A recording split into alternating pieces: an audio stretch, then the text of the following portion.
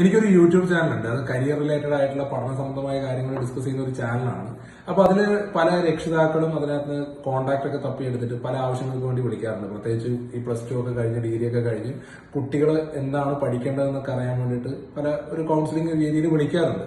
അപ്പൊ പല രക്ഷിതാക്കളും ചോദിക്കുന്ന ആദ്യത്തെ ചോദ്യം എന്താണെന്ന് വെച്ചാൽ, എന്റെ കുട്ടി ആവറേജ് പഠനം ഉള്ള ആളാണ്.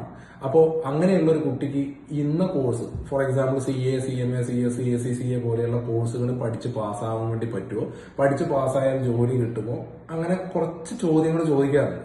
അപ്പൊ ഈ ഒരു രക്ഷിതാവ് തന്നെ ഒരു കുട്ടീന്റെ ഇതുവരെയുള്ള മാർക്കിനെ ബേസ് ചെയ്തിട്ട്, 10ാം ക്ലാസ്സിന്റെയും +2ന്റെയും ഒക്കെ മാർക്കിനെ ബേസ് ചെയ്തിട്ട് കുട്ടി ആവറേജ് ആണ് എന്ന് തീരുമാനിച്ചു കഴിഞ്ഞാൽ പിന്നെ ആ കുട്ടി എങ്ങനെയാണ് തുടർന്ന് പഠിക്കുക?